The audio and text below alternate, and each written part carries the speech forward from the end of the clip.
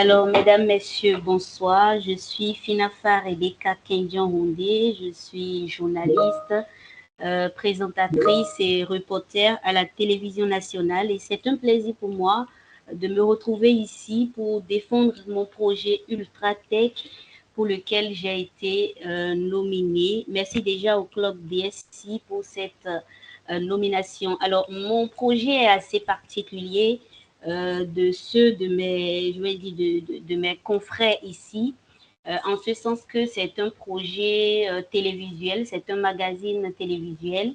Avec votre permission, je vais jouer un visuel de 3 minutes 28 secondes et après ce visuel maintenant, revenir pour compléter quelques informations.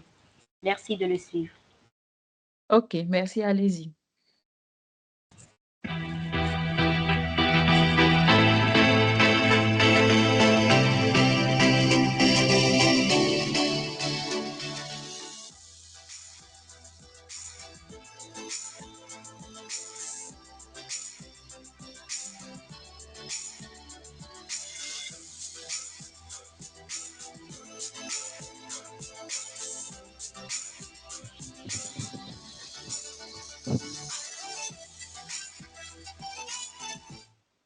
Bonjour mes ultra-followers, quel plaisir de vous retrouver pour un autre numéro de votre émission dédiée à la technologie. Oui, vous avez le partage de l'écran? Oui, madame.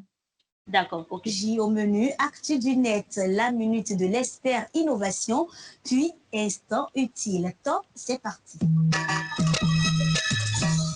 Volkswagen invente la climatisation intelligente qui s'adapte en temps réel. Alors déjà, la première innovation, la climatisation se déclenchera avant même que le conducteur et ses passagers entrent dans l'habitacle.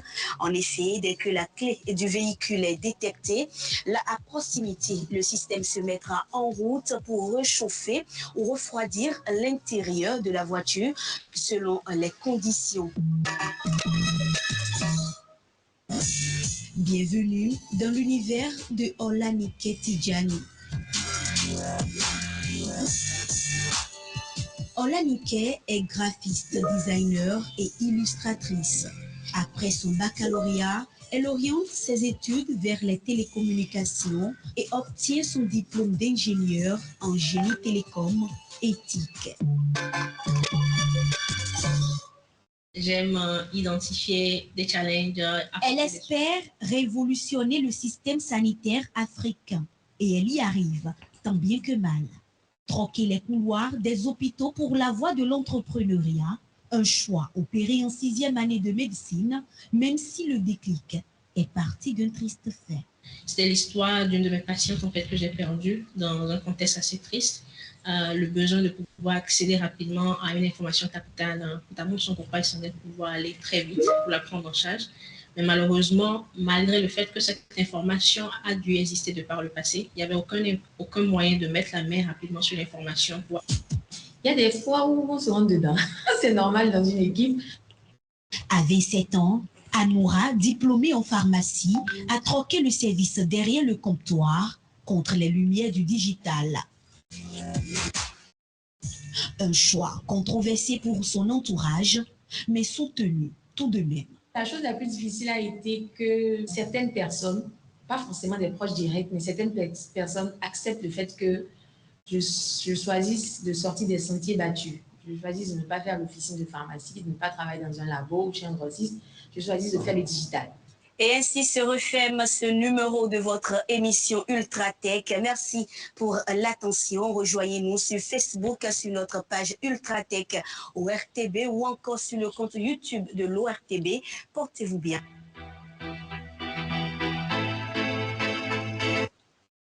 Et voilà, vous venez de suivre un récap de l'émission Ultratech. C'est un magazine qui explore les dernières tendances technologiques, leur impact sur la société béninoise et les opportunités qu'elles offrent. Elle se distingue par son approche ludique, innovante et axée surtout sur l'avenir. Alors, Ultratech a démarré depuis 2021. L'idée depuis le départ était de démocratiser, on va dire, la technologie, rendre les concepts complexes accessibles à tout le monde. Il s'agit également d'inspirer tout en mettant en avant les talents béninois et leurs projets innovants. Alors, cette année, Ultratech est à sa troisième saison et cette troisième saison, on a essayé de tout modeler. J'espère que vous me recevez. On vous Oui, reçoit allô, bien, on vous madame. reçoit bien. Oui, très bien. Continuez. D'accord.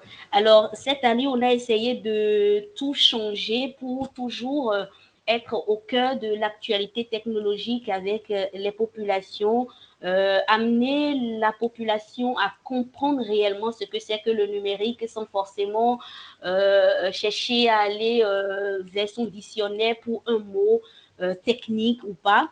Du coup, il y a plusieurs rubriques qui ont changé, contrairement à ce que vous venez de voir. Il y a plusieurs rubriques qui ont changé, comme par exemple Hack ma vie. L'idée là, c'est de montrer de manière concrète comment les technologies peuvent simplifier le quotidien.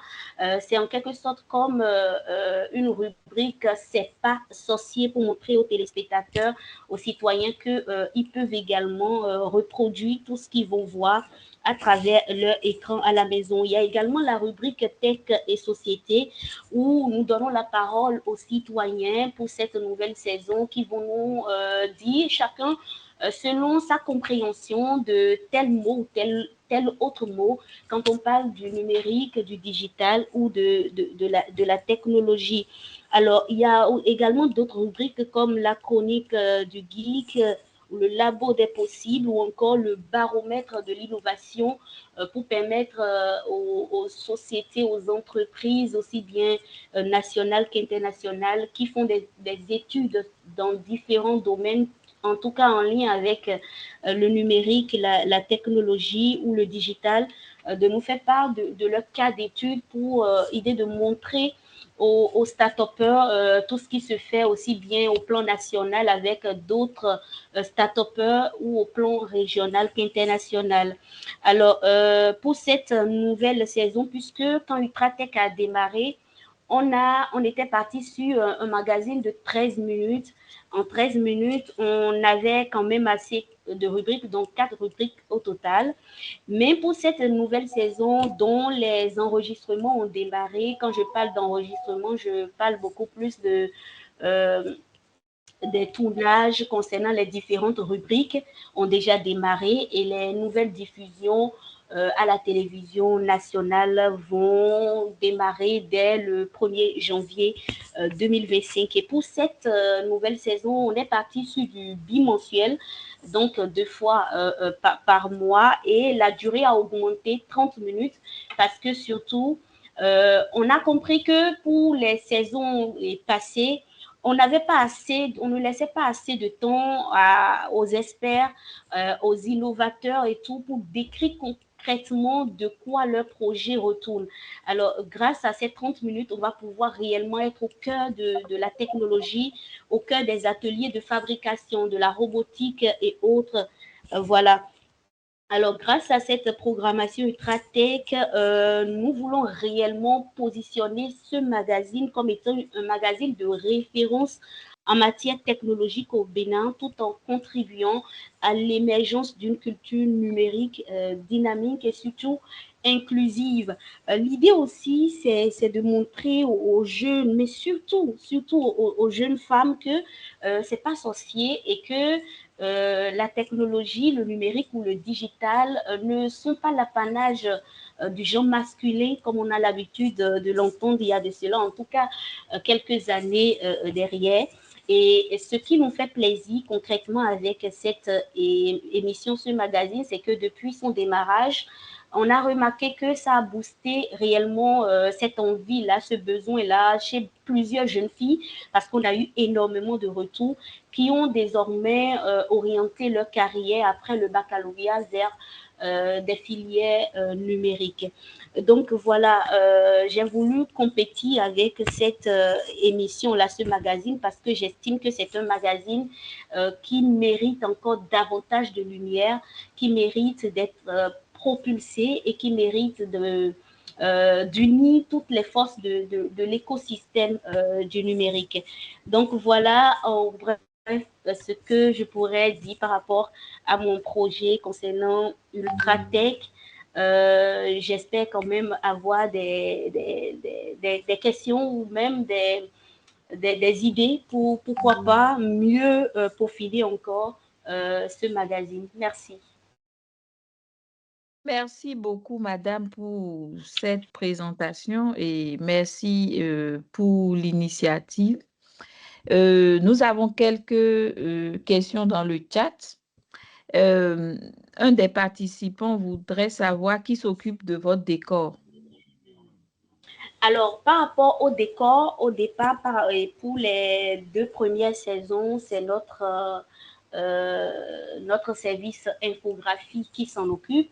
Mais pour la saison 3 de l'émission, ce serait réellement un décor réellement nouveau. Un décor, c'est vrai qu'on va être toujours sur du virtuel, mais cette fois-ci, on sera beaucoup plus sur le terrain. Donc, ce sera que des lancements, introductions, conclusions sur le plateau virtuel.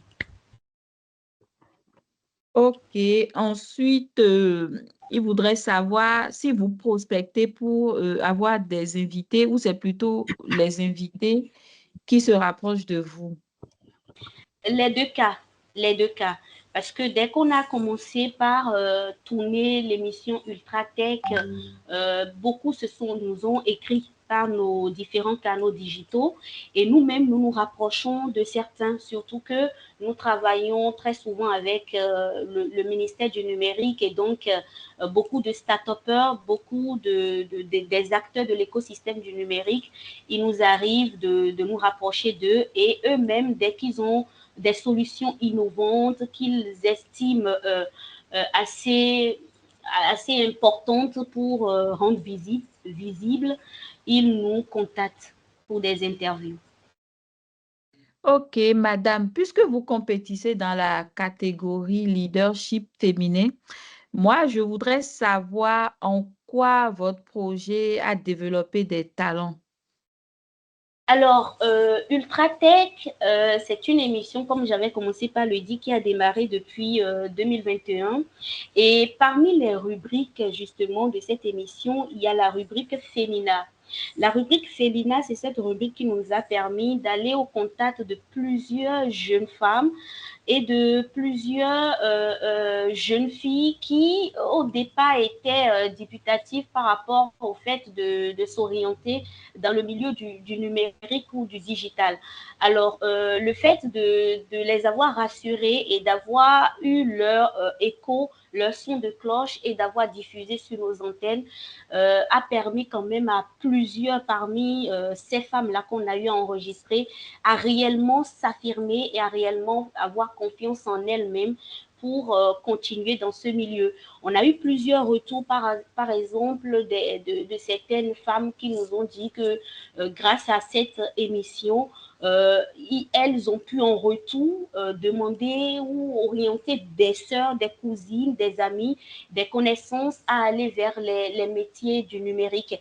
Et c'est pour cela justement que je compétis dans la catégorie leadership féminin parce que j'estime en tout cas humblement que depuis que cette émission a démarré en 2021, beaucoup ont su s'orienter et grâce à cela, beaucoup de femmes ont su réellement maîtriser et avoir une certaine confiance en soi. Donc pour moi, c'est déjà une sorte de grand pas dans le leadership féminin. Et aussi grâce à cette émission, on a été invité sur plusieurs panels pour discuter avec des femmes et des jeunes filles. Et c'est à ces différents types d'occasions que j'ai réellement remarqué que loin, même derrière nos écrans, à partir de nos caméras, on arrive à impacter plusieurs personnes. Merci beaucoup pour la réponse. Je ne vois pas de main levée et je vous souhaite une bonne chance et surtout qu'on vous choisisse pour la suite. N'hésitez pas à exhorter vos amis à voter pour vous. Merci Merci. beaucoup.